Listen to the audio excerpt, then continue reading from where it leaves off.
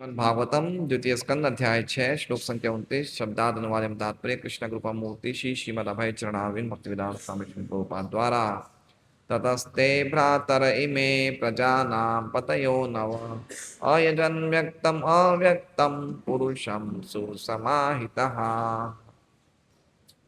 ततः तत्पश्चात ते तुम्हारे भ्रातरः भाई इमे ये प्रजानाम प्राणियों के पतयः स्वामी नव नौ अयजन यजन यज्ञ किया व्यक्तम प्रकट अव्यक्तम अप्रकट पुरुषम पुरुष को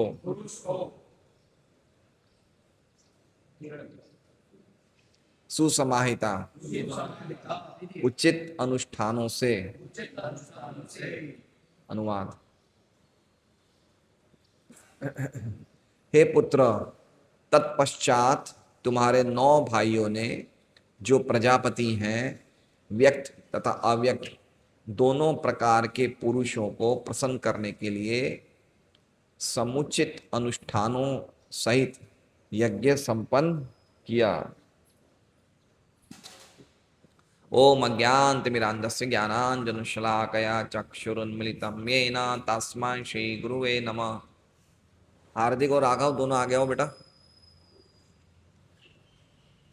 नाम श्रेष्ठ मनुमभि शचिपुत्रमत्र स्वरूपम रूपम तस्याग्रमुरुपुरीं माधुरीं गोष्ठवाटिं राधा कुंडम गिरिवरम अहो राधिका माधवाशां प्राप्तो यस्य प्रतित कृपया श्री गुरुं तम नतोऽस्मि। वंदेहम श्री गुरो शिवता पदकमलम श्री गुरुन् वैष्णवांश्च श्रीरूपं सग्रजातं सैगण्डरघुनाथान्वितं तं सजीवं साद्वैतं सावधूतं परिजनसहितं कृष्ण चैतन्य देवं श्री राधा कृष्ण पादान् सैगण्डललिता श्री विशाखान्वितांश्च गुरु वैष्णव भगवान तीने स्मरणाय विघ्न विनाशनाय स्वयं नजवाचित पुराण हरे कृष्णा कृष्णा कृष्णा हरे हरे हरे राम राम राम हरे हरे। सभी भक्तों का भागवतम क्लास में स्वागत है। तो आज हम लोग बड़े प्रसन्न पूर्वक यहाँ बैठे हैं भागवत की चर्चा करने के लिए। यस्याम वै श्रूयमाणायां कृष्ण परम पुरुषे भक्ति उत्पद्यते पुंस शोक मोह भयापहा। हमारे शोक मोह भय जिससे हम सब लोग ग्रसित हैं उनको फिनिश करने के लिए, उनको पूरी तरह से नाश करने के लिए एकमात्र भागवत श्रवण करने मात्र से, यस्याम वैश्रूयमाणायां सुनने मात्र से, ये भागवत की पोटेंसी है। कल मैं एक महाराज का लेक्चर सुन रहा था तो गुरु महाराज ने कहा लेक्चर में कि दरअसल एक परिप्रेक्ष्य में देखा जाए तो भागवत हमारे लिए है ही नहीं। क्या कहा उन्होंने कि श्रीमद् भागवत हमारे लिए है ही नहीं। किनके लिए? ये राजर्षि हैं, परीक्षित महाराज, सुखदेव गोस्वामी हैं, बड़े बड़े ऋषि मुनि हैं, जो इतने महान विद्वान ऋषि मुनि हैं उनके लिए भागवत है, हमारे लिए नहीं है। लेकिन दूसरे परिप्रेक्ष्य में देखा जाए तो फिर हम क्यों सुन रहे हैं? क्योंकि कृष्ण हम सबके लिए हैं, हम सब कृष्ण के अंश हैं और भागवत हमारे लिए भगवान चाहते हैं हम लोग सुने, जिससे कि धीरे धीरे धीरे जितनी भी हमारी हृदय की बीमारियां हैं, काम क्रोध लोभ मोह मद मात्सर्य भोग भोगने की वृत्ति, ये सब कुछ सही हो जाएगी भागवत सुनने मात्र से। तो उस परिप्रेक्ष्य में हम सुन रहे हैं, बाकी योग्यता नहीं है हमारे सुनने की। तो ब्रह्मा जी ने 23 श्लोक संख्या 23 से श्लोक संख्या 30 तक अपनी खुद की अनुभूति बता रहे हैं कि किस प्रकार मेरा अनुभव जो हुआ है। हे नारद, हे मेरे पुत्र, मेरे अनुभव से मैं निश्चित कर रहा हूँ कि भगवान श्री विष्णु ही, भगवान श्री कृष्ण ही सभी चीज़ों के, सभी व्यक्त अव्यक्त जगत के मूल कारण हैं। ये मेरे खुद की अनुभूति, खुद का मैं उदाहरण बता रहा हूँ। तो अपनी खुद की बातें बताई उन्होंने, कैसे मैंने सबसे पहले देखा तो भगवान के अंगों के अलावा और कुछ नहीं देखा। फिर मुझे यज्ञ करना था, यज्ञ की सामग्री के अलग अलग नाम हमने पढ़े थे। श्लोक संख्या 24 से लेके 25 तक, 24 से लेके 28 तक क्या क्या उनको प्राप्त हुआ था, उसमें हमने देखा अलग अलग चीज़ें थी। फल फूल कुश घास, देव यज्ञ भूमि, वसंत काल, पात्र, अन्न, घी, लोहा, सोना, मिट्टी, जल, ऋग्वेद, याग, यजुर्वेद, सामवेद, 4 प्रकार के पुरोहित, है ना। फिर देवताओं के अलग अलग नाम, अलग अलग मंत्र, दक्षिणाएं, व्रत, देवताओं के अलग अलग क्रमों में उनको आह्वान करना, कल्प, है ना, अलग अलग शास्त्र, संकल्प, अलग अलग प्रयोजन, तंत्रम, मतलब अलग अलग विधियां, ये सब मैंने प्राप्त करी। फिर आगे बता रहे 27वें श्लोक में, गतय, गतय मतलब परम लक्ष्य, जो भगवान की तरफ बढ़ना, जो हमारे परम लक्ष्य, इसे कहते हैं गतय, है ना। और मतय, मतय का मतलब देवताओं की पूजा। फिर प्रायश्चित्तम, प्रायश्चित्तम का अर्थ होता है, ये 27वां श्लोक देख रहे हैं हम। प्रायश्चित्तम का अर्थ होता है कि जो हमसे गलतियां रह जाती है, कुछ गलतियां हो जाती है यज्ञ करने के पश्चात या यज्ञ के दौरान, तो गलतियों को प्रायश्चित करना। ये भाई हमसे गलती हो गई, इसका प्रायश्चित होता है ना। हर एक अनुष्ठान के बाद, यज्ञ के बाद बोला जाता है कि भाई जो भी कोई दोष वोष गलती हो गई तो उसका एक प्रायश्चित करते हैं, मंत्र मंत्र का उच्चारण करते हैं, इस तरह का प्रायश्चित होता है। समर्पणम, समर्पणम मतलब अंतिम रूप में भेंट देना भगवान को, उसे समर्पणम कह रहे हैं। पुरुषा वयवेर एते संभारा समृता मया, ये सभी चीजें मया, मेरे द्वारा आयोजित आयोजित की गई है। संभृत का अर्थ आयोजित करी गई, और संभारा मतलब सामग्री। कहाँ से मिली? पुरुषा वयवेर एते, एते मतलब ये सभी सामग्री मैंने जो 4 श्लोक में बताई है, 24, 25, 26, 27, एते ये मुझे मिली है पुरुषा अवयवे, भगवान श्री विराट पुरुष के दिव्य अंगों से प्राप्त हुई मुझे सामग्री, है ना। मैंने सामग्री को एकत्रित किया, मेरे द्वारा प्राप्त हुई, मेरे द्वारा आयोजित की गई ये सब सामग्री। फिर क्या किया, सामग्री एकत्रित करके क्या किया, तो उसका चर्चा 28वें श्लोक में आ रहा है कि क्या किया उन्होंने। इति संभ्रत संभार, इति मतलब इस प्रकार, इस प्रकार मतलब जो जो मैंने सामग्री एकत्रित करी, इति मतलब इस प्रकार, संभ्रत संभार, यज्ञ को, यज्ञ के साधन को संपोदित कर, क्या कहते हैं, संपादित करके, यज्ञ के संभ्रत संभार, संभार का अर्थ होता है अवयव, यज्ञ की सामग्री, और समृद्ध मतलब संपादित। मैंने क्या किया, इस प्रकार सभी प्रकार की यज्ञ की सामग्री को संपादित करके, पुरुषा वैर, पुरुषा वयवैर अहम, पुरुषा वैर अहम का अर्थ बता रहे हैं, कहाँ से संपादित करी? पुरुष के अवयवों से। अहम मतलब मैंने, मैंने सब संपादित करी। फिर मैंने क्या किया, तमेव पुरुषम यज्ञम, तम एव, तम मतलब उसी पुरुष में, उसी पुरुष मतलब एव मतलब निश्चित ही, पुरुषम यज्ञम, वो यज्ञ पुरुष को मैंने क्या किया, तेने वा जय, तेने वा यजम ईश्वरम, तेने, तेने मतलब उसी सब सामग्री समूह से अयजन किया, अयजन मतलब यज्ञ किया, किसका? ईश्वरम का, मतलब वही महापुरुष का मैंने यज्ञ किया। समझ रहे हैं बात को? श्लोक संख्या 28 का अर्थ क्या हो गया कि मैंने 4 श्लोकों में जो भी सामग्री एकत्रित करी, भगवान के दिव्य अंगों से एकत्रित करी, एकत्रित करने के बाद मैंने उसी सामग्री से उन्हीं भगवान को, जिनसे मैंने एकत्रित करी, उन्हीं को मैंने आयोजन किया। समझ रहे हैं? तेरा तुझको अर्पण, जो कुछ मैंने आपसे लिया वो आपको ही अर्पित कर दिया। ऐसा क्यों किया? क्या फायदा मिला ऐसा करने से? कोई कह सकता है ऐसा क्यों किया? भाई उन्होंने जो कुछ भी सामग्री ली, कहां से ली? भगवान से। वापस सब किसको दे दी? क्या फायदा मिला ऐसा करने से? है, ये करने से ही जीवात्मा सुखी हो सकता है। एक सिंपल आंसर, युक्त कर्म फलम त्यक्त्वा शांतिम आपनोति नैष्टिकम। देखिए, प्रभुपाद 2 उदाहरण देते हैं। एक तो बैंकर का देते हैं उदाहरण। क्या बैंकर का देते हैं कि एक बैंक में एक कैशियर होता है ना। बैंक में प्रवेश करता है सुबह 11 बजे और शाम को 5 बजे आता है। तो जब 11 बजे प्रवेश करता है तो उसके पास कोई कैश नहीं होता है, लाखों रुपए बैंक में गिनता है। और शाम को जब 5 बजे जाता है तो उसके पास कोई कैश नहीं होता है। उसे भली भांति पता है कि ये बैंक का कैश है, बैंक की सेवा में लगा के फिर चला गया, है ना। अगर वो कैश ले जाएगा तो क्या माना जाएगा? चोर माना जाएगा। है ना। और एक फर्नीचर वाले का उदाहरण देते हैं, जैसे मान लीजिए कि मैं खाती हूँ, मैं सुथार हूँ, और मुझे हंसदूर प्रभु ने फर्नीचर का सामान दिया। ये सब सामान से तुम्हें क्या बनाना है, मेरे घर का फर्नीचर बनाना है। लकड़ा दिया, सब सामान, माल मसाला दिया कि भाई बनाओ। और माल मसाला लेके ही वो सुधार मैं भाग जाऊं तो मैं तो चोर माना जाऊंगा ना, है ना। जैसे हमारा प्लम्बर गड़बड़ी कर रहा है ना, चोर माना जाऊंगा ना। तो मुझे क्या करना पड़ेगा, मुझे वो सामान लेके इनके घर में बता सजाना पड़ेगा, और जो मुझे मजदूरी चाहिए वो मिल जाएगी। तो अल्टीमेटली ये करने का पर्पस क्या है, इसे यज्ञ बोलते हैं। जो चीज आपको मिले उसमें आपको जितना मेंटेनेंस का चाहिए रख लीजिए, बाकी सब वापस भगवान को दे दीजिए, तो ही सुखी हो सकते हो, अन्यथा सुखी नहीं हो सकते हो। कल प्रभु जी ने बहुत अच्छी बात बताई, 3 चीजें बताई उन्होंने।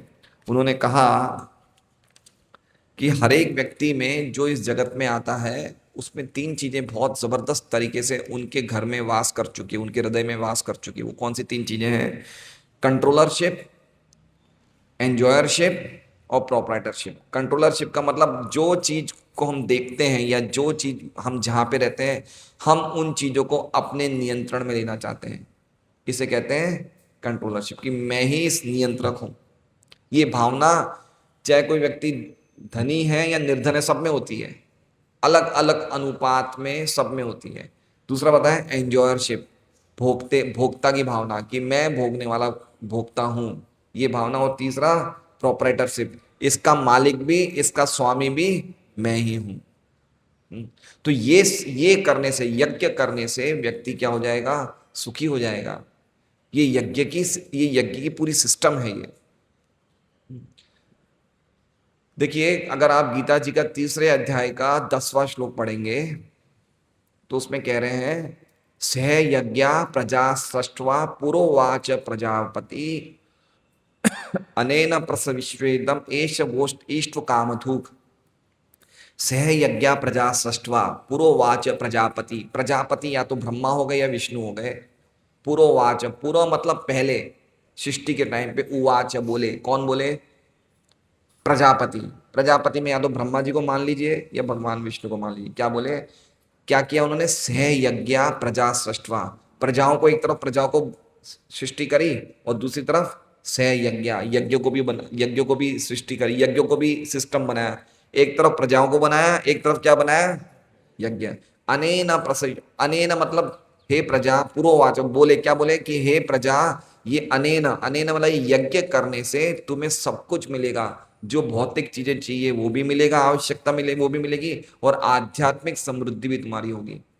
तो ये सिस्टम बनाया गया है, ये सिस्टम फॉलो करना चाहिए हर एक व्यक्ति को, यज्ञ करने का, है ना। यज्ञ करने का ये है, ये हमारे, अभी हम आगे पढ़ेंगे तो पता चलेगा कितना जरूरी है। अभी तो हमने आज का श्लोक लिया नहीं है, ये तो पूर्व श्लोकों में बता रहे हैं कि यज्ञ करना। और ये 28वें श्लोक में तात्पर्य प्रभुपाद यज्ञ का अर्थ बताते हैं कि किसी और व्यक्ति की संतुष्टता के लिए किए जाने वाला कार्य यज्ञ होता है। तो हम किसके लिए संतुष्ट कर रहे हैं? संतुष्टता क्या, किसकी कर रहे हैं हम? भगवान की। जैसे हम अभी मान लीजिए, ये जीवा किससे मिली है? अभी हमने विराट पुरुष की चर्चा करी ना, है ना। ये जीवा कहाँ से आ रही है? विराट पुरुष के मुख से आ रही है। तो जीवा कहाँ से मिली हमें? भगवान के अंगों से मिली। कान किससे मिले? भगवान के अंगों से मिले। आंखें किससे मिली? भगवान के अंगों से। तो हमें ये चीजें मिली है। अब हम जब भागवत पढ़ते हैं या गीता पढ़ते हैं, तो हम क्या कर रहे हैं? हम यज्ञ कर रहे हैं। हम यज्ञ कर रहे हैं, जो चीज हमें मिली वो उनकी सेवा में लगा दी। जब हम बोलते हैं हरे कृष्ण महामंत्र बोलते हैं या कृष्ण कथा बोलते हैं, जो कुछ भी बोल रहे हैं, कीर्तन कर रहे हैं, तो क्या कर रहे हैं? यज्ञ कर रहे हैं, है ना। ये यज्ञ के अलग अलग डिपार्टमेंट है। देखिए गीता जी में पढ़ेंगे तब आता है, द्रव्य यज्ञ, तपो यज्ञ, स्वाध्याय यज्ञ। स्वाध्याय करना भी यज्ञ है, भगवान का नाम लेना भी यज्ञ, सब यज्ञ है। तो यज्ञ मतलब वो नहीं कि हमें अग्नि यज्ञ ही करना है, लेकिन ये हम जो कर रहे हैं, ये भक्ति का पूरा प्रोसेस ही यज्ञ है। ये पूरा प्रोसेस यज्ञ है। तपो यज्ञ, हम सुबह उठ रहे हैं जल्दी, तपस्या है ये भी यज्ञ है। तो इस प्रकार से हम महापुरुष को यानी कि भगवान को प्रसन्न कर सकते हैं यज्ञ करके। ये हमारा जीवन ही यज्ञमय होना चाहिए। यज्ञ पुरुष के लिए हमारा जीवन होना चाहिए। यज्ञार्थात कर्मण्यत्र लोकोयम कर्म बंधना। यज्ञ के लिए ही कार्य करना चाहिए, अन्यथा कार्य हमें कर्म बंधन में डाल देता है। ये समझना बहुत साइंटिफिक चीज है कि कैसे हम अपने जीवन के हर एक क्षण को, हर एक हमारी क्रियाओं को, हर एक प्रयासों को, हर एक शारीरिक कर्तव्य को कैसे यज्ञ में परिवर्तित कर सकें। ये साइंस है, ये हमें समझना है। आज का श्लोक जो है, प्रभु ब्रह्मा जी ने बताया कि मैंने इस प्रकार यज्ञ किया। अब आज के श्लोक में ब्रह्मा जी क्या बता रहे हैं कि मैंने ही यज्ञ नहीं किया हे नारद, तुम्हारे से पहले तुम्हारे 9 भाइयों ने भी यज्ञ किया। ये मतलब नारद जी सबसे बड़े नहीं हैं, इनसे पहले कौन है, इनके 9 भाई हैं। बोले ये मैंने किया, उसके बाद ये भी चली आ रही है परंपरा। तो वो श्लोक आज का श्लोक है, तो हम पढ़ेंगे आज का श्लोक। भागवत पढ़ने से हमारा सभी सभी दुख, सभी मोह, सभी कष्ट सब नाश हो सकते हैं, अगर हम रेगुलर पढ़ें तो, रेगुलर सुने तो, है ना। कुछ कुछ भक्त रेगुलर आ रहे हैं, मुझे देख के बड़ा अच्छा लग रहा है कि डेली आ रहे हैं। एटलीस्ट कम से कम अगर हम ये निश्चित कर लें कि जिस प्रकार से सीरियल वाइज से हम लोग जैसे सुन रहे हैं सीक्वेंस में, अभी ये प्रसंग आता है, अभी ये प्रसंग आता है, इतना सुन लेते हैं। देखिए जो भक्त, जैसे कल प्रभु जी आए, परसों महाराज आए, वो भी भागवती बोल रहे हैं। हो सकता है वो ऐसे नहीं बोल रहे हैं जैसे हम समझाते हैं, लेकिन कभी इसमें ये वो डिफ्रेंशिएट नहीं करना चाहिए, या क्या बोलते हैं उसे हिंदी में, भेद नहीं करना चाहिए कि भाई ये तो ऐसा नहीं बोल, नहीं, वो भागवती है। प्रभुपाद की कथा भी भागवती है। लेकिन अभी हम लोग ये सिस्टम चले आ रहे हैं गोपाल नगर से, हर एक चीज को ढंग से समझे, जिससे कि एक भागवत का एक स्वाभाविक इंटरेस्ट हमारे में प्रवाहित होता रहे। तो वो चीज को हम लोग प्रयास कर रहे हैं आगे बढ़ने के, जिससे कि हम लोग, क्योंकि वो लोग अपनी अनुभूति बोल रहे हैं, मेरे पास इतनी अनुभूति नहीं है, तो मैं तो पढ़ा लिखा कीड़ा हूँ। परसों मैंने मगरमच्छ आंसू बहाए थे, वो तो आप लोग ने देख ही लिए थे, समझ रहे बात को। तो मैं तो प्रयास कर रहा हूँ कि इस प्रकार से मैं बोलूँ जिससे कि थोड़ा प्रयास हो कि हमें भागवत में धीरे धीरे इंटरेस्ट आए। तो कह रहे हैं ततस्ते भ्रातरई में, ततस्ते, ततस्ते मतलब तत मतलब तत्पश्चात, तत्पश्चात मतलब मेरे यज्ञ करने के बाद, ते हे नारद तुम्हारे, इमे ये सब, ये सब मतलब हो सकता है शायद उस टाइम वो लोग होंगे वहां पे भाई लोग। इमे मतलब ये सब, कौन है ये, प्रजानाम पतयो, ये प्रजाओं के, प्राणियों के, पतय, पतय मतलब स्वामी है, मतलब प्रजापति। प्रजापति मतलब जो प्रजाओं की सृष्टि करते हैं, है ना। पहले प्रजापति, सब प्रजापति थे, ब्रह्मा जी सबको बोलते हैं चलो सृष्टि करो, सृष्टि करो। ब्रह्मांड को तो भरना पड़ेगा ना, जनता से भरना पड़ेगा। तो तत्पश्चात हे नारद तुम्हारे भाई जो प्रजापति हैं, कितने हैं, 9। नवा मतलब 9 तुम्हारे बड़े भाई जो प्रजापति हैं, उन्होंने क्या किया, अयजन, उन्होंने भी यज्ञ किया। उन्होंने भी यज्ञ कैसे किया, किसका किया, व्यक्तम अव्यक्तम। व्यक्त है, व्यक्त मतलब जो देवता जो दिखते हैं उन्हें कहते हैं व्यक्त। इंद्र, चंद्र, वरुण, जो देवता दिखते हैं, देवता कहाँ पे स्थित है, भगवान के विराट रूप में। तो व्यक्त का एक तरह से मतलब हो गया विराट, जो दिखता है ना। और क्या कह रहे हैं, अव्यक्तम, अव्यक्तम मतलब जो नहीं दिखते, वो परमात्मा रूप। व्यक्त मतलब देवता आदि गण, और अव्यक्त मतलब परमात्मा। परमात्मा दिखते नहीं। एक व्यक्त का अर्थ ये हो गया कि देवताओं के भौतिक शरीर होते हैं इसलिए वो दिखते हैं, और भगवान का दिव्य शरीर होता है इसलिए वो दिखते नहीं है। तो कह रहे हैं व्यक्तम अव्यक्तम अयजन, तुम्हारे 9 भाइयों ने जो प्रजापति थे उन्होंने भी मेरे बाद अयजन किया, यजन किया, किनका, व्यक्तम और व्यक्तम पुरुषम, पुरुष जो 2 रूपों में विद्यमान है। पुरुष मतलब भगवान, कौन से 2 रूपों में विद्यमान है, व्यक्त के रूप में और व्यक्त के रूप में। देवता भी भगवान के शरीर के रूप है, शरीर के हिस्से हैं देवता भी, और अव्यक्त मतलब डायरेक्ट भगवान। दोनों का यजन किया, कैसे किया, सुसमाहिता, सुसमाहिता का मतलब सभी प्रकार के समुचित अनुष्ठानों के सहित एकाग्र चित्त होके। कैसे किया, देखिए भगवान हमारे चित्त को लेते हैं, हमारी क्रियाओं को नहीं लेते। जैसे मान लीजिए कि अभी पूर्णानंद प्रभु हैं कि हरे कृष्ण महामंत्र कर रहे हैं, 16 माला कर रहे हैं, लेकिन इनका चित्त एकाग्र नहीं है। ये सोच रहे हैं कि भाई उसने मेरे साथ ऐसा किया, मैं तो उसे छोड़ूंगा नहीं, ये है वो है। तो ये भगवान इनका हरे कृष्ण महामंत्र स्वीकार नहीं करेंगे। तुम करो तुम्हारे साथ, मैं नहीं स्वीकार करता हूँ। भगवान को कोई भी भौतिक चीजों से आप संतुष्ट नहीं कर सकते, समझ रहे बात को? भौतिक चीजें मतलब भगवान किसी की देहात्म बुद्धि स्वीकार नहीं करते, समझ रहे हैं?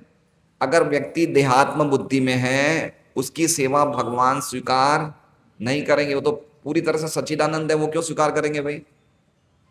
क्यों स्वीकार करेंगे? इसलिए सुसमाहित का अर्थ है एकाग्र चित्त होके। यद्यपि हम देहात्म बुद्धि में हैं, लेकिन जो सुबह का हमारा प्रोग्राम है, मंगल आरती है, 16 माला का जप है, नृसिंह स्तुति है, वो पूरी तरह से सुसमाहित एकाग्र चित्त में होना चाहिए। सुसमाहित। ठीक है, हम श्रीधर स्वामी की टीका पढ़ते हैं।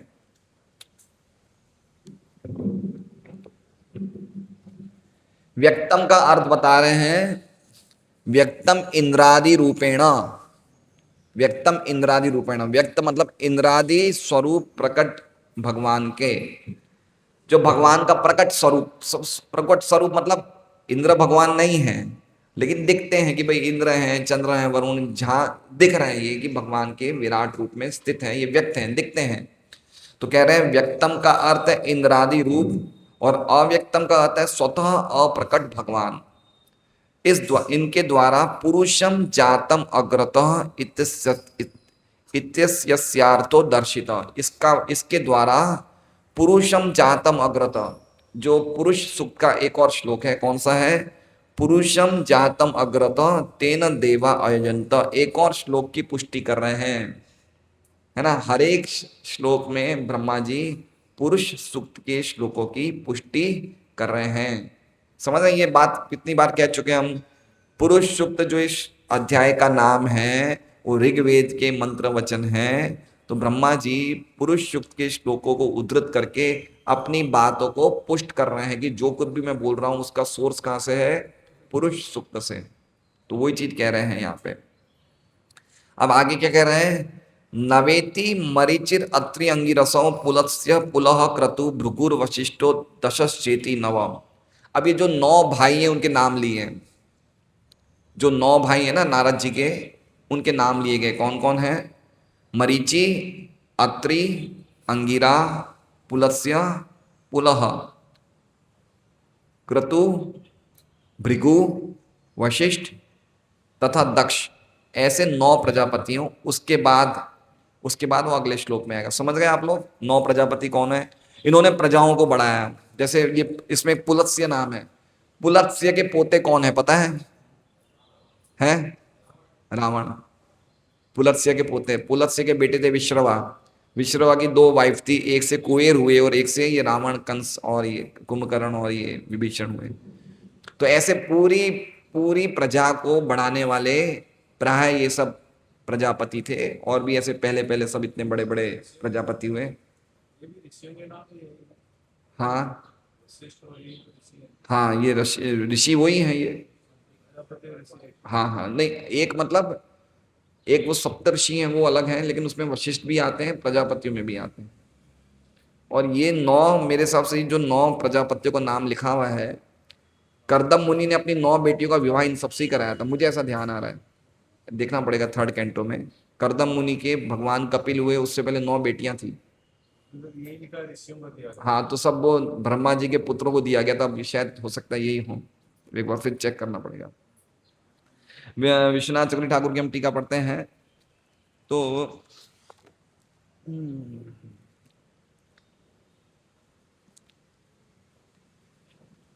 तुम्हारे भाई जो 9 प्रजापति थे, उन्होंने बड़े एकाग्र चित्त होके व्यक्त व्यक्त भगवान, व्यक्त लोगों जैसे इंद्रा और जो अव्यक्त भगवान है उनका आयोजन किया। आगे कह रहे हैं व्यक्तम का मतलब इंद्र जैसे देवता। व्यक्तम का अर्थ क्या है? इंद्र जैसे देवता। और अव्यक्त का अर्थ है स्वयं भगवान। अव्यक्त मतलब हमें दिखते नहीं है, इसका मतलब ये नहीं कि वो है नहीं। अव्यक्त का अर्थ क्या होता है? हमें दिख नहीं रहे हैं, लेकिन वो हैं, लेकिन हमें दिख नहीं रहे हैं। इसे कहते हैं अप्रकट या अव्यक्त। ये श्लोक पुरुष सूक्त के श्लोक की श्लोक को पूर्ण कर रहा है। पुरुषम जातम अग्रत तेन देवा अयजंत। क्या बता रहे हैं कि देवताओं ने भगवान को आगे करके उनकी पूजा करी यज्ञों के द्वारा। ये श्लोक का अर्थ है, पुरुष सूक्त के श्लोक का। प्रभुपाद जी की हम टीका पढ़ते हैं।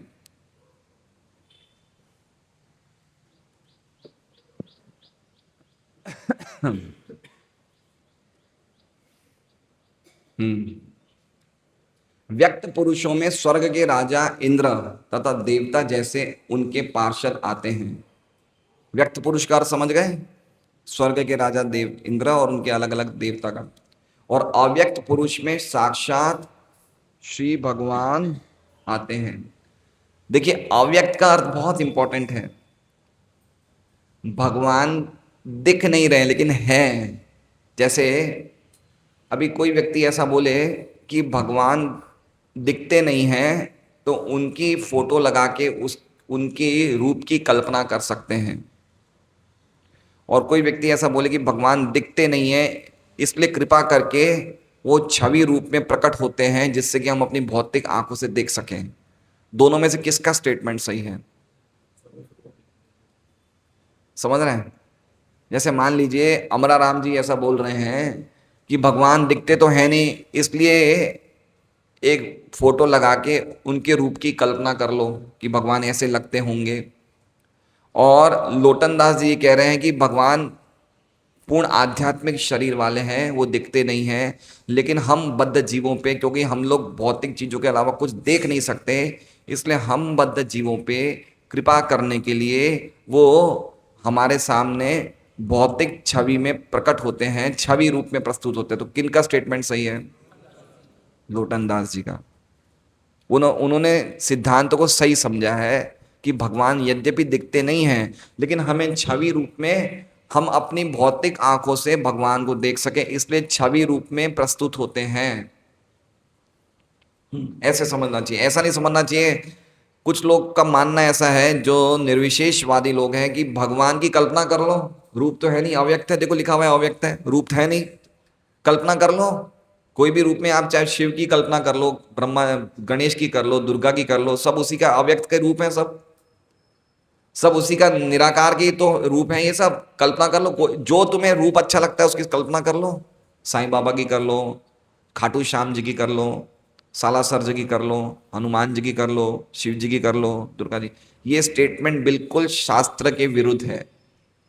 भगवान है, उनका रूप है, हम देख नहीं सकते हैं, इसलिए भगवान कृपा करके छवि रूप में या अर्चा विग्रह के रूप में प्रस्तुत होते हैं कि हम उनको देख सकें। ये बोलना तो सही है।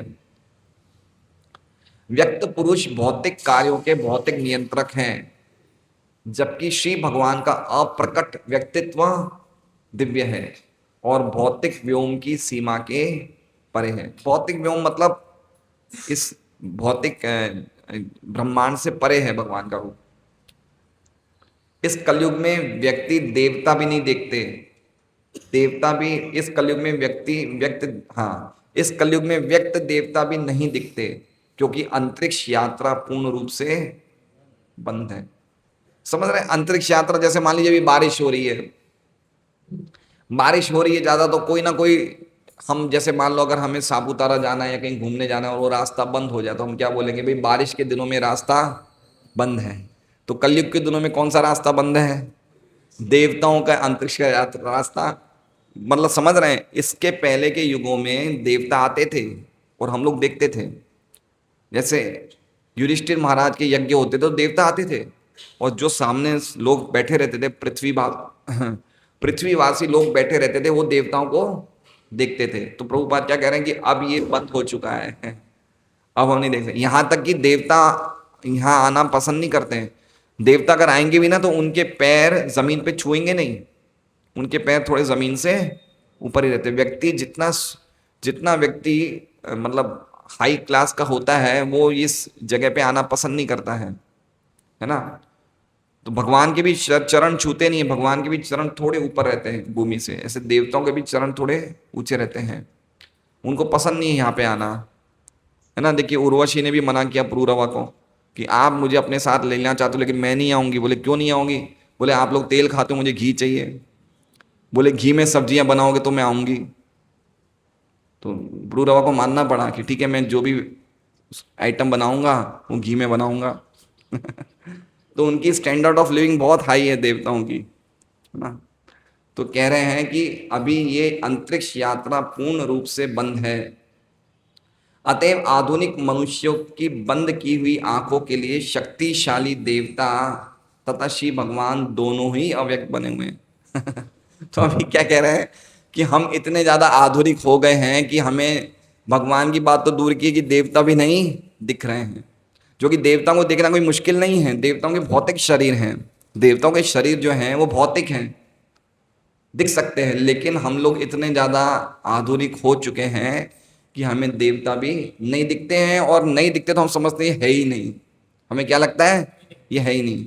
और हम लोग अलग अलग प्रयोग करते हैं, हम कहाँ जा रहे हैं, चंद्रयान, कहाँ जा रहे हैं, चांद पे जा रहे हैं, या यहाँ मंगल ग्रह में जा रहे हैं, और हमने देखा यहाँ कुछ नहीं है, कोई जीवन नहीं है, कुछ भी नहीं है, हम वहाँ पे जीवन बनाएंगे एक दिन, है ना। तो प्रभुपाद जी के टाइम पे ऐसे 1960-61 में सबसे पहले चांद पे गए थे। तो प्रभुपाद जी ने बोला ये सब झूठ बोल रहे हैं, कहीं राहु वाहु चले गए होंगे। चांद पे जाना इतना सरल नहीं है। क्या लगता है चांद पे कोई मशीन से जा सकता है क्या? नहीं जा सकता। हमें शास्त्रों में बताया जाता है कि जब तक हमारे पुण्य कर्म नहीं होंगे, हम खाली मशीनों के बलबूतों पे ऊंचे ग्रहों पे अपनी अपनी सनक के अनुसार नहीं जा सकते। प्रभुपाद एक बहुत अच्छा उदाहरण देते हैं कि इस दुनिया में भी कोई भी जो ऊंचे देश होते हैं वो हल्के देश के लोगों को नहीं घुसने देते। प्रभुपाद जी बोलते हैं कि अमेरिका वालों का स्टैंडर्ड ऑफ लिविंग बहुत ऊंचा है। आज सबसे मुश्किल से कौन से देश का वीज़ा मिलता है पता है ना? अमेरिका का मिलता है वीज़ा, इजीली नहीं मिलता है, क्योंकि वो वीज़ा वाले देखते हैं कि ये व्यक्ति वहाँ से जाके वहाँ तो नहीं रुक जाएगा। उनको डर लगता है कि हमारी हमारी समृद्धि हम हल्के व्यक्ति को क्यों दें। वो शेयर नहीं करना चाहते, अपने सुख को, अपने ऐश्वर्य को हल्के देश के लोगों के साथ शेयर नहीं करना चाहते। इसलिए क्या लेना पड़ता है, वीज़ा लेना पड़ता है। तो अमेरिका जैसे देश में जाने के लिए भी अमेरिका की अनुमति चाहिए, तो देवताओं के प्रदेश में जाने के लिए क्या उनकी अनुमति नहीं चाहिए? ऐसे ही जा सकते हैं हम। प्रभुपाद इसलिए कह रहे हैं कि ये सब जो बातें हैं कि भाई हमें कुछ दिखता नहीं है, वो ग्रह कुछ ऐसे ही है, हम तो चले गए उसमें, ये सब बातें दकियानुसी है, इनका कोई विशेष आधार नहीं है। अतएव आधुनिक मनुष्य आधुनिक व्यक्ति प्रत्येक वस्तु को अपनी आंखों से देखना चाहते हैं, भले ही पर्याप्त रूप से योग्य न हो। फलस्वरूप देवताओं में या परमेश्वर की अस्तित्व में विश्वास, ये बहुत बड़ी, देखिए आज की जो आधुनिक संस्कृति है उसमें हमारी जो स्कूल कॉलेज या हमारे जो विश्वविद्यालय या जो भी हमारी शैक्षणिक इंस्टीट्यूशन से संस्थाएं हैं, सब हमें क्या बताती है कि जो चीज़ तुम्हें दिखती है उसको विश्वास करो। क्या बोलती है? जो चीज़ तुम्हें दिखती है ना उसे विश्वास करो। सीइंग इज बिलीविंग, जो दिखता है उसमें विश्वास करो। तो इसलिए धीरे धीरे धीरे जो हमारे आने वाली सभ्यता, आने वाली हमारे जो पीढ़ियां हैं, आत्मा, परमात्मा, देवता, देवताओं के लोग कोई चीज पे मानते नहीं है। मरने के बाद किसने देखा है आत्मा कहाँ जाती है? अरे भाई जो तुम है उसको देखो ना, तुम जो तुम्हें तकलीफ है वो देखो, तुम क्या होने वाला है बाद में तुम्हें क्या पता। बोले स्वर्ग नरक फिकार के, स्वर्ग नरक जो यही है, स्वर्ग नरक जो कहाँ है वो यहीं देख लो तुम। स्वर्ग नरक को कहाँ देखा किसने, स्वर्ग किसने नरक? सुनते हैं ऐसी बातें, हम सुनते हैं ना। तो ये क्यों हो रहा है? क्योंकि हमें दिखता नहीं है, इसलिए हम उस चीज को विश्वास नहीं करते। लेकिन ये तरीका नहीं है देखने का। देखने का तरीका क्या है? शास्त्रों से सुनने का तरीका है, वो सबसे बेस्ट तरीका है। क्योंकि हमारी आंखें इतनी ज्यादा हमारी आंखें अयोग्य हैं कि इस दीवार के पीछे क्या हो रहा है आप लोग देख सकते हैं। चलो मेरी तो पीठ है, लेकिन आप लोग देख सकते हैं। तो हमारी आंखें कुछ ही परिस्थितियों में काम करती हैं, अपूर्ण है। हमारी इंद्रियां क्या है? अपूर्ण है ना। 4 प्रकार के दोष हम सब बद्ध जीवों में हैं। भ्रम मतलब हम मोह में हैं, प्रमाद मतलब हम गलती करते हैं, विप्रलिप्सा मतलब हम धोखा देते हैं, और कर्णा पाटव मतलब हमारी इंद्रियां अपूर्ण हैं। देखिए पांच प्रकार के फॉल्ट्स, पांच प्रकार की जो अपूर्णताएं हैं हम सब में है। पहली कष्ट, पहली क्या है? कष्ट। दूसरा क्या है? ईगोइज्म, मिथ्या अहंकार, है ना। तीसरा क्या है? अज्ञानता। और चौथा है, आज ही मैंने पढ़ा था भागवतम में, अज्ञानता। चार, दो और हैं, याद नहीं आ रहे मुझे, मैं कल बता दूंगा आपको। तो पांच प्रकार की चीजें भगवान के धाम में नहीं होती है जो यहाँ पे है ना। तो कहने का मतलब ये हम दोषों से युक्त है, ये जो इंद्रियां हमारी अपूर्ण है, अपूर्ण इंद्रियों से हम कुछ नहीं देख सकते। भगवान ने श्लोक नहीं कहा है, ये कौन सा श्लोक है? अतः श्री कृष्ण नामादि न भवेद ग्राह्यम इंद्रिय सेवोन्मुखे जीवादो स्वयं एवं स्फुरत्यत। भगवान के नाम, भगवान के रूप, ये हम अपनी भौतिक इंद्रियों से नहीं ग्रहण कर सकते। अतः श्री कृष्ण नाम आदि, नाम आदि मतलब नाम रूप गुण लीला धाम, न भवेद ग्राह्यम इंद्रिय, ये हमारी जो ये जड़ इंद्रिय है उसके द्वारा हम पकड़ नहीं सकते। ग्राह्यम मतलब पकड़ नहीं सकते। कैसे पकड़ेंगे? सेवोन्मुखे जीवादो, जीव से शुरू होके जब हम सेवा में लगेंगे, क्या सेवा में लगेंगे? भगवान की सेवा में लगेंगे। स्वयं एवं स्फुरत्यत, तो भगवान स्वयं हमारे सामने स्फूर्त हो जाएंगे, प्रकट हो जाएंगे। तो हमें क्या लगाना पड़ेगा? इंद्रियों को। इंद्रियां हमारी जड़ है, उनको हमें पहले निर्मल बनाना पड़ेगा, है ना। रामचरितमानस में भी एक श्लोक है, निर्मल मन, मुझे निर्मल मन वाले लोग। हाँ, बहुत सुंदर सही बात है। तो निर्मल बनानी, इंद्रियों को निर्मल बनाना पड़ेगा, है ना। कौन सा श्लोक है? हाँ, नहीं नहीं, वो उपाधि वाला श्लोक है ना। सर्वोपाधि विनिर्मुक्तम तत्पर निर्मलम, सभी उपाधियों से मुक्त होना पड़ेगा ना। उपाधि मतलब समझ रहे हैं, मैं गुजराती हूँ, मैं मारवाड़ी हूँ, मैं भारतीय हूँ, मैं हिंदू हूँ, ये उपाधियां हैं, ये हमारी असली पहचान नहीं है। ये हमारी असली पहचान नहीं है। जब तक हम शारीरिक आधार पे रहेंगे तब तक हम भगवान को नहीं समझ सकते। गीता जी की शिक्षा ही शुरू होती है कि हम शरीर नहीं है, हम आत्मा है। तो हमें समझना चाहिए कि भक्ति का जो लेवल है बहुत ऊंचा है। एटलीस्ट हमें समझना चाहिए कि हम किस भावना से भक्ति में प्रवेश करें। तो हमारी इंद्रियां अपूर्ण है, हम इन अपूर्ण इंद्रियों से परम पूर्ण भगवान के दर्शन नहीं कर सकते। कैसे करेंगे वो बताएंगे आगे। फलस्वरूप वे देवताओं में या परमेश्वर के अस्तित्व में विश्वास नहीं करते। उन्हें चाहिए कि वे प्रामाणिक शास्त्रों के पृष्ठों को पलटें और मात्र अपनी अक्षम आंखों पर ही विश्वास न करें। शास्त्रों को देखो भाई, अपनी आंखों पे विश्वास मत करो। अभी हम देखते हैं सूर्य कितना लगता है, एक छोटी सी गोल थाली जैसा लगता है। सूर्य लाखों गुना बड़ा इस लोक से बड़ा है। तो आंखों से कैसे देख सकते हैं हम कोई चीज? आंखों से आंखों को देख के आधार पे हम चीज को सही नहीं समझ सकते हैं। आंखों से या कोई भी इंद्रियों से हम चीज को सही रूप से नहीं समझ सकते हैं, है ना। इसलिए हमारा सोर्स क्या होना चाहिए? ज्ञान का सोर्स क्या होना चाहिए? शास्त्र। शास्त्र, साधु, गुरु, ये तीन चीजों से हमें प्रामाणिक ज्ञान प्राप्त होता है। साधु, गुरु और शास्त्र। अपने खुद के अनुभव से हम, इन इंद्रियों की अनुभूति से हम ज्ञान को प्राप्त नहीं कर सकते हैं। आज भी ईश प्रेम रूपी अंजन लगाकर सुयोग्य आंखों से ईश्वर का दर्शन किया जा सकता है। ईश प्रेम रूपी अंजन, प्रेमांजन छुरित भक्ति विलोचनेना। हमारे आंखों पे क्या लगाना पड़ेगा? ईश प्रेम रूपी अंजन। ईश प्रेम मतलब समझ रहे हैं, है ना। प्रेमांजन, प्रेम के अंजन, प्रेम का काजल जब हम लगाएंगे तब आंखों से हम किसको देख सकते हैं? भगवान को। अभी हमारी आंखें कैसी है? चर्म चक्षु। अभी कौन सी चक्षु है ये? चक्षु मतलब आंखें, चर्म मतलब चमड़ी की आंखें। पहले इसके बाद हमें क्या बनाना है? ज्ञान चक्षु। क्या बनाना है? ज्ञान चक्षु या शास्त्र चक्षु। जो कुछ भी हम देखें किसके द्वारा देखें? शास्त्र के द्वारा। हमें लग रहा है ये जगत बड़ा सुखी भी है, ये हम चमड़ी की आंखों से दिखते। अरे लोग होटल में खा रहे हैं, पिक्चर जा रहे हैं, मौज मस्ती कर रहे हैं, जगत बड़ा सुखी है, लेकिन ये किससे देख रहे हैं हम? चमड़ी की आंखों से। जब शास्त्रों की आंखें से देखेंगे तो क्या लगेगा? जगत दुखालय में है, लोग कितने पीड़ा। फिर हम अपना उदाहरण देखेंगे, लोग कोई मर रहा है, अभी हमारे वो क्या है, वो आज आए नहीं गौरांग प्रभु, 45 साल में उनकी शुगर हो गई। भक्ति लता माता जी गौरांग प्रभु आते हैं ना, 45 साल। कल मुझे बताया, मैंने बोला प्रभु जी आप आ नहीं रहे। बोले प्रभु जी मैंने 4-5 दिन से मैं चक्कर आ रहे थे, कमजोरी आ रही थी, डॉक्टर को बताया शुगर हो गई, 11.11 है शुगर।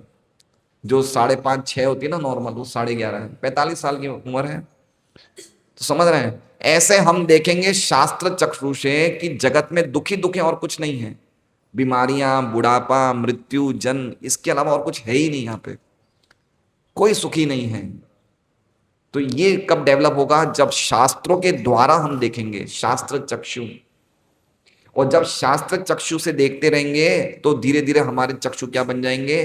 प्रेम चक्षु। तब भगवान दिखेंगे। तो अभी हमें चर्म चक्षु से शास्त्र चक्षु, शास्त्र चक्षु से प्रेम चक्षु। तो ये श्लोक का अर्थ है। और एक और श्लोक हम ले सकते हैं आज, अगर समय है तो। 8:38 है, ठीक है, एक और श्लोक लेते हैं हम। ये श्लोक भी आगे ब्रह्मा जी बता रहे कि पहले तुम्हारे 9 भाइयों ने यज्ञ किया, आगे इसके बाद भी यज्ञ की परंपरा चालू रही। तो कह रहे हैं, मेरे साथ ही बोल लीजिए आप लोग। ततश्च मनवः काले ईजिरे ऋषयो परे पितरो विबुधा दैत्या मनुष्या क्रतुभिर्विभुम। ततः, ततः मतलब उसके बाद, वो 9 भाइयों के बाद मनवः, मनवः मतलब 14 मनु। ब्रह्मा जी के एक दिन में कितने मनु होते हैं? 14 मनु। काले, काले मतलब समय, सही समय आने पे। ईजिरे, ईजिरे मतलब उन्होंने भी यजन किया। और किसने किया? ऋषयों ने भी किया। अपरे मतलब अन्य लोग जैसे पितरों ने किया। विबुधा मतलब विद्वान लोगों ने किया। दैत्या, दैत्य भी यज्ञ करते हैं। दैत्य कौन है? दैत्य कौन है? अब देखिए प्रभुपाद का अर्थ देखिए, दैत्य का क्या बताया है। देवताओं के महान भक्त कौन हुए? अरे बाप रे, क्या कह रहे हैं? दैत्य मतलब असुर नहीं, या दिति के पुत्र नहीं। क्या लिख रहे हैं प्रभुपाद मीनिंग में? देवताओं के भक्त कौन है? दैत्य। ऐसा क्यों लिखा? क्योंकि एक श्लोक है पद्म पुराण का, दो भूत सर्गो लोकेस्मिन देव आसुर वच। इस जगत में 2 प्रकार के लोग हैं, देवता और असुर। विष्णु भक्त स्मृत देवो असुर्यस तद विपर्या। जो भगवान विष्णु के, जो कृष्ण के भक्त हैं वो कौन है? देवता। लेकिन जो इनके भक्त नहीं है वो कौन है? असुर। अब विष्णु, लक्ष्मी नारायण, सीताराम या फिर राधा कृष्ण के अलावा जो दूसरे देवताओं की पूजा करते हैं वो कौन है? कौन है वो? असुर है, दैत्य है वो। ये शास्त्रों की बात है। ये शास्त्रों की बात है कि अगर हम विष्णु आराधना या कृष्ण भक्ति नहीं करते तो हम कौन है? असुर हैं।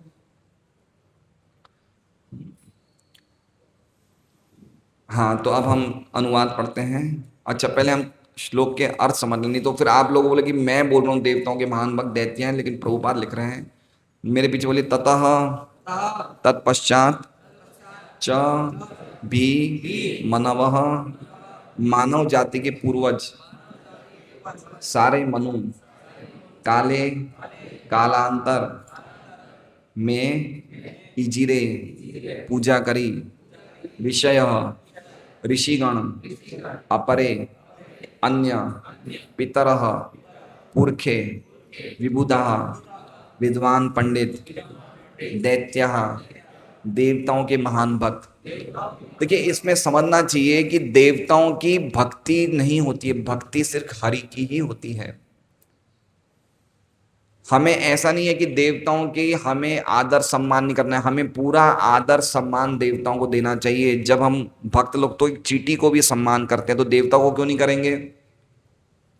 देवता हमारे आदरणीय हैं, सम्माननीय हैं, लेकिन पूजा भगवान की होती है। एक बात समझिए, ऐसा नहीं कि शिव जी का मंदिर जा रहा है, मेरा शिव जी से क्या लेना देना, नहीं, शिव जी को प्रणाम करिए, आशीर्वाद मांगिए, कृष्ण भक्ति का आशीर्वाद मांगिए, लेकिन ऐसा नहीं कि अपमान करना, ये बहुत बड़ा अपराध है। कभी कभी भक्त लोगों में घमंड आ जाता है कि देवताओं से हमारा क्या लेना देना है। नहीं, ऐसा नहीं, आप घमंड नहीं करना चाहिए, लेकिन सही सही चीजों को समझना चाहिए कि देवता भी भगवान के भक्त हैं, उनकी पूजा नहीं होती है, उनको हम सम्मान दे सकते हैं। और जो व्यक्ति को भक्ति का नॉलेज नहीं है, वो देवताओं की पूजा करने का विधान है उनके लिए। जो व्यक्ति को अभी तक कृष्ण भक्ति का ज्ञान नहीं है, कृष्ण भक्ति में, उसे देवताओं की पूजा करनी ही चाहिए। लेकिन जो व्यक्ति कृष्ण भक्ति करने लग गया है, उनको फिर देवताओं की पूजा करने की आवश्यकता नहीं रहती है। तो एटलीस्ट जो भक्त बनने के बाद देवताओं को सम्मान करना चाहिए, प्रणाम करना चाहिए। जब अगर हमें कोई मंदिर मिल जाए, कोई क्या कहते हैं, दुर्गा माँ का मंदिर मिल जाए, प्रणाम करना चाहिए। और ब्रह्म संहिता में अलग अलग श्लोक लिखे हैं कि अगर शिव जी का मंदिर हो तो कौन सा मंत्र बोलना चाहिए, माता दुर्गा का मंदिर हो या अंबिका का मंदिर हो तो कौन सा मंत्र बोलना चाहिए, ब्रह्मा जी का मूर्ति हो तो कौन सा मंत्र बोलना चाहिए, सूर्य देव की हो तो कौन सा मंत्र, ये सब ब्रह्म संहिता में लिखा है। तो वो मंत्र का उच्चारण करके हम प्रणाम करके उनसे भगवान के भक्तों की और भगवान की कैसे सेवा करें उसका आशीर्वाद मांगना चाहिए। समझ गया बात को? मनुष्य, मानव जाति, क्रतुभी, क्रतुभी का अर्थ नहीं लिखा हुआ है, यज्ञ के द्वारा विभुम, परमेश्वर को प्रसन्न करने के लिए यज्ञों के द्वारा। अच्छा, वो दोनों एक साथ ले लिया पूरा। अनुवाद, तत्पश्चात मनुष्यों के पिताओं अर्थात मनुओं, महर्षियों, पितरों, विद्वान, पंडितों, दैत्यों तथा मनुष्यों ने परमेश्वर को प्रसन्न करने के निमित्त यज्ञ संपन्न किए। तो देख लीजिए, यज्ञ की परंपरा चली आ रही है, ब्रह्मा जी ने किए, प्रजापतियों ने किया, अब ये सब आने वाले हम मनुष्य भी सब कर रहे हैं। तात्पर्य, दैत्य देवताओं के भक्त होते हैं क्योंकि वह उनसे अधिकाधिक भौतिक सुविधाएं हासिल करना चाहते हैं। दो बड़े दैत्यों का नाम हम जानते हैं, एक तो है हिरण्यकशिपु, एक है हिरण्याक्ष। हिरण्यकशिपु का अर्थ क्या है? हिरण्य मतलब क्या होता है? सोना। कशिपु मतलब गद्दा। तो जो व्यक्ति सोने के पीछे, सोना मतलब धन, स्वर्ण, धन, पैसा, जो व्यक्ति धन के पीछे और गद्दा मतलब सोने के पीछे या इंद्रिय तृप्ति के पीछे जो व्यक्ति भागता है वो कौन है? हिरण्यकशिपु। हम लोग हैं क्या हिरण्यकशिपु? हम लोग सब छोटे छोटे बच्चे हैं हिरण्यकशिपु के। 24 घंटे में से 16 घंटे हमारे हिरण्यकशिपु में जाते हैं। कितने घंटे जाते हैं? 16 घंटे हिरण्य पैसा ढूंढने के लिए, 8 घंटे, और कशिपु 8 घंटा सोने में जा रहा है, नहीं जा रहा है? 16 घंटे हम लोग, 8 घंटे, 24 घंटे में 16 घंटे तो हम पक्के हिरण्यकशिपु हैं। समझ रहे हैं बात को? ऐसा मत समझना एक ही हिरण्य, उस टाइम तो ब्रह्मांड में खाली एक ही हिरण्यकशिपु था, अब होलसेल में हिरण्यकशिपु हो गए। क्या ये बात हम पे लागू नहीं होती है ना? सुबह से लेके शाम तक हम किसके पीछे भाग रहे हैं? कुटुंबा भरणेन वा, है ना? अर्थ का है, धन का है, धन का है, और शाम को हमें गहरी नींद आती है, हम सो जाते हैं कशिपु पे, गद्दे पे, पलंग पे, किस पे भी। तो 15-16 घंटे तो ऐसे ही चले गए। तो ये बहुत ही गहरी, देखिए शास्त्रों में जो बातें लिखी है बड़ी गहरी लिखी है। और हिरण्याक्ष का अर्थ क्या है? जिसकी अक्ष, जिसकी नजरें किस पे रहती है? पैसे पे, है ना?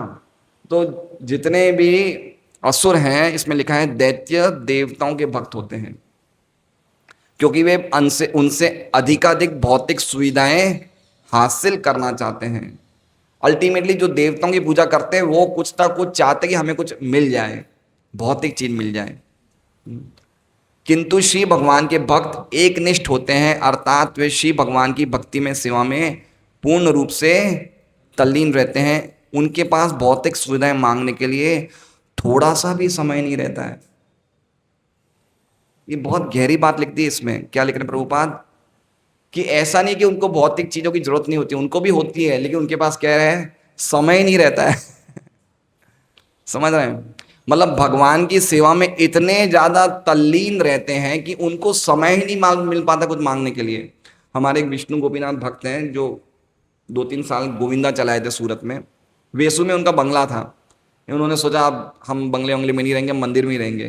तो उनकी 2 बेटियां हैं, दोनों पति पत्नी, इस्कॉन मंदिर में 2 साल तक रूम में ठहरने लग गए और पूरा गोविंदा वो संभालते थे।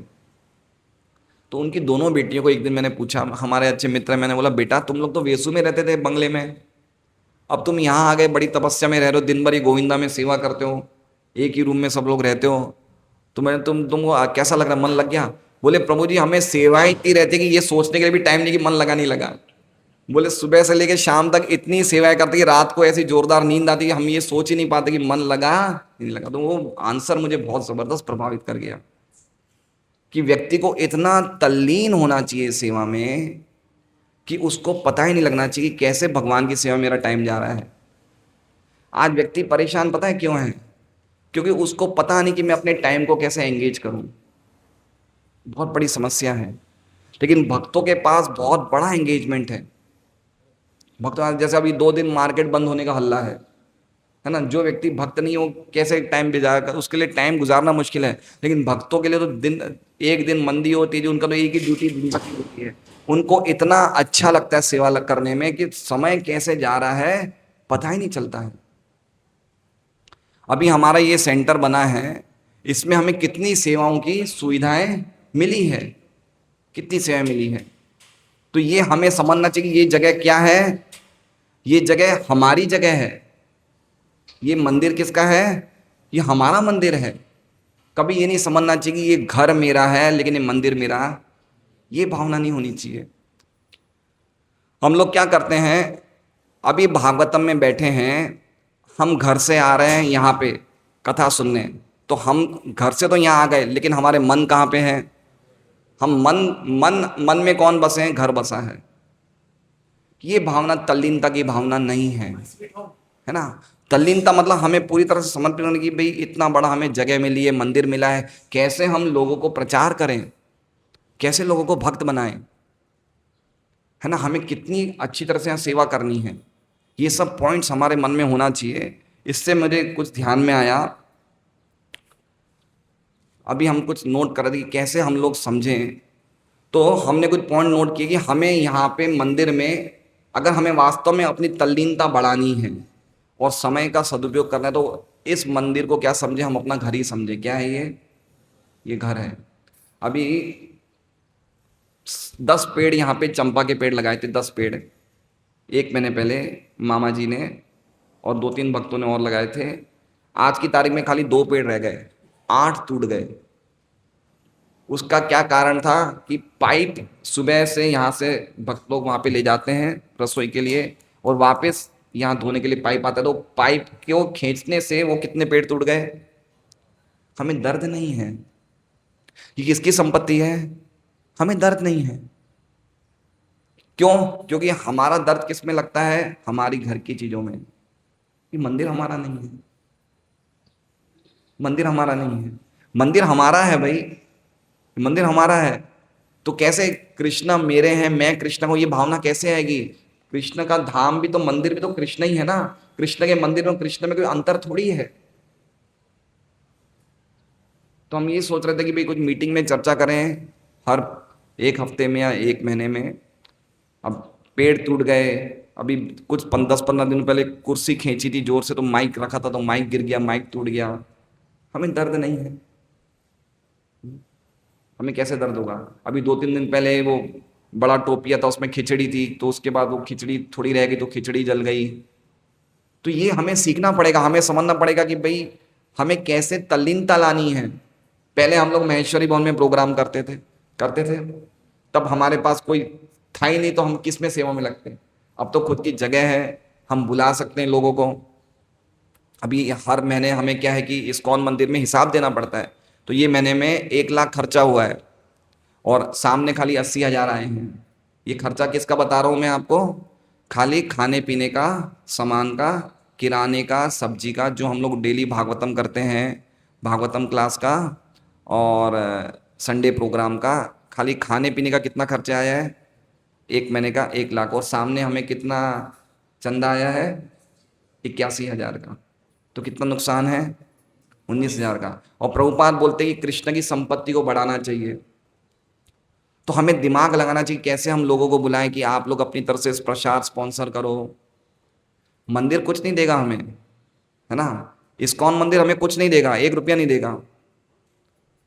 कुछ लोगों को ये गलत फहमी है कि इस्कॉन का पैसा विदेश में जाता है, लेकिन इस्कॉन का मैनेजमेंट ऐसा है कि अगर आपको कहीं पे सूरत में जमीन भी खरीदनी होगी तो आप अपने रुपये से खरीदो, मंदिर कुछ नहीं देने वाला है। आप जो खर्चा कर रहे हो, जो आप आमदनी इकट्ठा करो, आप खुद अपने प्रयासों से करो, मंदिर से कुछ नहीं मिलता है। स्वामीनारायण में अलग है, स्वामीनारायण में सब सेंट्रलाइज्ड है, सब संस्था से मिलता है, लेकिन ऐसा कुछ नहीं है यहाँ पे, क्योंकि ये प्रामाणिक संस्था है ना, आचार्य परंपरा चली आ रही है। आप खुद का इकट्ठा करो, खुद खर्चा करो। तो हमें दिमाग लगाना चाहिए कि भाई लोग जुड़ेंगे। अगर मान लीजिए हमारे एक संडे को 500 लोगों का प्रसाद बनता है तो 21,000 खर्चा लगता है, तो कुछ कुछ लोग ऐसे होते होंगे जिनको हम जोड़ सकते हैं कि आप आइए, आपकी तरफ से प्रसाद स्पॉन्सर करिए, है ना। कितनी बिल्डिंगें हैं, हम बच्चों का प्रोग्राम शुरू कर सकते हैं, बच्चों का एक क्लास शुरू कर सकते हैं। हर व्यक्ति परेशान है अपने बच्चों को अच्छे संस्कार देने के लिए, तो हम एक बच्चों की क्लास शुरू कर सकते हैं। कुछ माताएं ऐसी है जो 5 से 10 साल के बच्चों को कुछ गीता भागवत के श्लोक सिखा दें। जगह की कमी है नहीं, जगह है हमारे पास, तो ऐसे ही तो तल्लीनता बढ़ेगी। लेकिन हम सोचें कि हम आधा 1 घंटा क्लास अटेंड कर लें, बाद में हम ये तो हमारा घर है, यहाँ एक सेवा है, भाई चलो 1 हफ्ते में हमें सफाई करनी, कर कुरा के निकल जाओ, वैसे तल्लीनता नहीं आने वाली है। हमें समझना पड़ेगा ये जगह हमारी है, हम जैसे घर को अपना मानते हैं ये भी मंदिर हमारा है, ये सोचना पड़ेगा। इसलिए हमें हर चीज को साफ सफाई रखना चाहिए।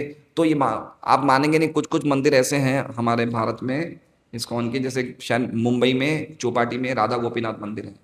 वो मंदिर ही खाली गृहस्थ चलाते हैं। कौन चलाते हैं?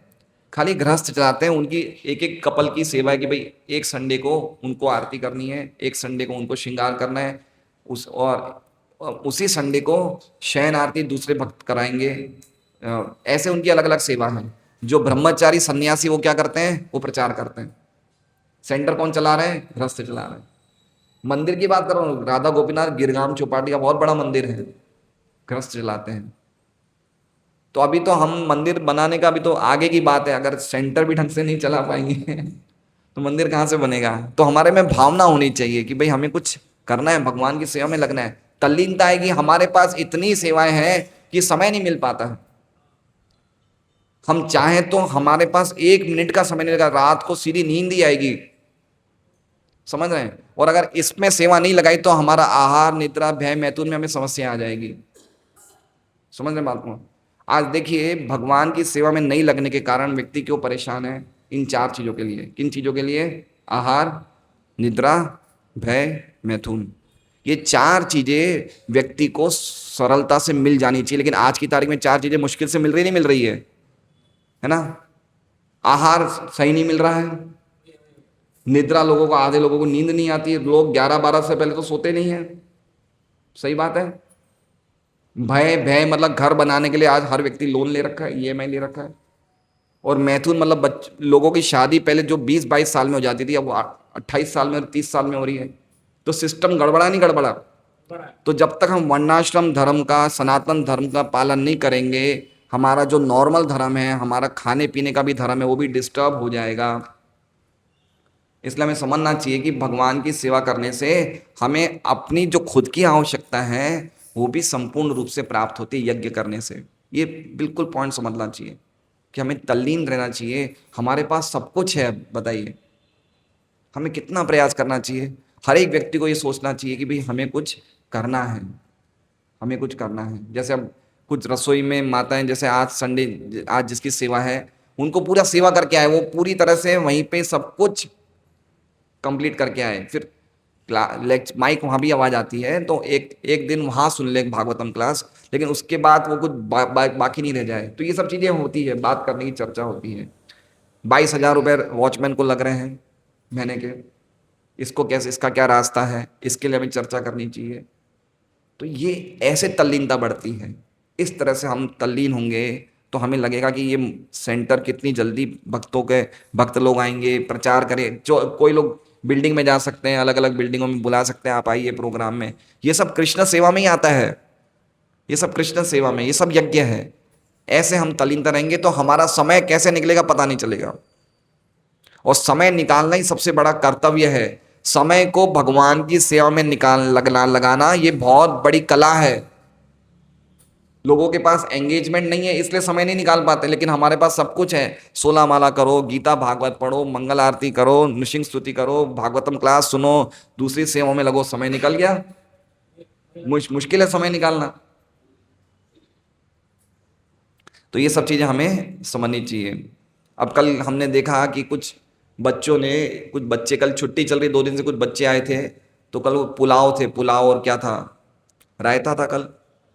तो पुलाव रायता की एक बच्चे ने प्लेट उठाई और वो प्लेट ऐसी की ऐसी बाहर सड़क पे फेंक दी, पूरी प्लेट भरी हुई थी। तो ये सब, जैसे संडे को हमारे 1-2 भक्त रहते हैं चेक करने के लिए, ऐसे डेली अगर कोई 1 आध भक्त रहे तो पता चले भाई कोई झूठा नहीं डाले। तो ये सब चीज़ें हमें बांटनी चाहिए, हमें प्रयास करना चाहिए कि कैसे हम इन चीज़ों को सुधारा लाएं। जैसे अभी कुत्तों का बड़ा आतंक है, कुत्ते बहुत आ जाते हैं यहाँ पे, कुत्ते गंदगी करते हैं। तो ये सब दिमाग लगाना चाहिए भाई, कैसे हम लोग कुछ चर्चा करें, कुछ बात करें जिससे कि हम ये सेवाओं में लग सकें। अपनी आध्यात्मिक पहचान की अनुभूति होने के कारण वे भौतिक सुविधाओं की तुलना में आध्यात्मिक उत्थान की अधिक चिंता करते हैं। समझ गए क्या कह रहे हैं? अपनी आध्यात्मिक पहचान की अनुभूति होने के कारण, आध्यात्मिक पहचान मतलब जब व्यक्ति भगवान की सेवा करता है धीरे धीरे वो समझ जाता है कि वो आत्मा है, शरीर नहीं है। उसको अपनी पहचान प्राप्त हो जाती है। तो जब वो प्राप्त हो जाती है तो अपने आप ही उसे भौतिक सुविधाएं कम हो जाती हैं, और उसकी तुलना में वो किसकी चिंता करता है? आध्यात्मिक उत्थान की अधिक चिंता करता है कि मैं भक्ति में कैसे प्रगति करूं। एक रामानुजाचार्य थे, बड़े महानाचार्य रामानुजाचार्य, उनके एक शिष्य थे जिनका नाम था कुरेश। क्या नाम था? कुरेश। साउथ इंडिया की बात है। कुरेश अपने गुरु के बहुत बड़े शिष्य थे, बहुत पक्के शिष्य थे। एक बार अपने गुरु को बचाने के लिए कुरेश ने लड़ाई करी, और लड़ाई में कोई सामने नवाब से या किससे अपनी दोनों आंखें दे दी। उनकी आंखें सामने वाले शत्रु ने निकाल दी, दोनों आंखें कुरेश की। क्यों बचाया उसने? अपने गुरु के बचाने के लिए। अब क्या हुआ, रामानुजाचार्य उनके गुरु थे, उन्होंने कहा कुरेश को कि देखो तुम्हारी आंखें नहीं है, तुम भगवान से मांगो, रंगनाथ भगवान से मांगो, तुम्हें आंखें दे देंगे। तो भगवान के पास गए कुरेश, फिर वापस आए, बोले तुमने मांगा? बोले नहीं, मैं तो मांगना ही रह गया, दिमाग से निकल गया। वो इतने ज्यादा सेवा में लगे थे कि यही चीज नहीं मांग पाए। समझ रहे हैं? तो ऐसे 4-5 दिन गए, नहीं मांगा। फिर बहुत बोला रामानुजाचार्य कि तुम मेरी बात क्यों नहीं मानते, मांगते क्यों नहीं हो। फिर 5वें दिन जब गए तो उन्होंने कुछ बोला भगवान को, और फिर जब वापस गुरु जी के पास आए तो रामानुजाचार्य ने पूछा आपने मांगा क्या? बोले हाँ मैंने मांगा। बोले क्या मांगा? बोले जब तक मैं आपके दर्शन करूं तब तक ही मेरी आंख की दृष्टि दीजिए, जब मैं जगत के दर्शन करूं तो आंखों की दृष्टि हटा दीजिए। क्या कहा उन्होंने? कि जब तक मैं आपकी सेवा करूं तब तक दर्शन दे दीजिएगा आंखों की दृष्टि, और जब मुझे सेवा करने का अवसर नहीं मिले तो मेरी आंखों की दृष्टि निकाल दीजिएगा। तो ऐसे भक्तों की कथाएं सुन के, उनकी जो समर्पण की भावना है वो सुन के धीरे धीरे धीरे हम गंभीर होंगे। गीता जी का एक श्लोक है, धृति। धृति मतलब हमारी, क्या बोलते हैं डिटर्मिनेशन को हिंदी में क्या बोलते हैं? दृढ़ता। दृढ़ता के 3 भाग बताए हैं, एक सतोगुणी दृढ़ता, एक रजोगुणी दृढ़ता, और तीसरी तमोगुणी दृढ़ता। तो दृढ़ता में, धृति में बता रहे हैं तमोगुणी दृढ़ता कैसी होती है। तो कह रहे हैं यया स्वप्नम भयम शोकम विषादम मदम एवचन न विमुंचरी दुर्मेधा धृति सा पार्थ तामसी। कि जिसकी दृढ़ता स्वप्न मतलब नींद में, भय में, शोक करने में, मोह में और आलस में ही रहती है, उससे ऊपर बढ़ती नहीं उसकी दृढ़ता। तो उसकी दृढ़ता कैसी है? तमगुणी दृढ़ता है। तो हमें समझना चाहिए कि हमें अपने लेवल को ऊपर लाना पड़ेगा। हमें देखना पड़ेगा कि भाई हमारी दृढ़ता कहाँ पे है। खाली अपने काम धंधे की चीजों में है या भगवान में मन लगाने की हमारी दृढ़ता बनी है, ये सबसे इंपॉर्टेंट है। हरे कृष्णा। श्रीमद् भागवतम की जय, श्रील प्रभुपाद की जय। तो हमने ये सब चर्चाएं किस प्रकार कुछ अच्छी तरह सेंटर चले, तो उसके लिए हम चर्चा रखेंगे प्रसाद के बाद 10 मिनट के लिए। तो हो सके तो अगर आप अटेंड, 9 बज गए हैं, प्रसाद के बाद रखेंगे, तो हो सके जो अटेंड करना चाहें तो बहुत अच्छी बात है। तो एक आपस में सब चर्चा करेंगे तो हो सकता है कुछ ना कुछ रास्ता निकले। हरे कृष्णा। श्रीमद् भागवतम की जय, श्री प्रभुपाद की जय।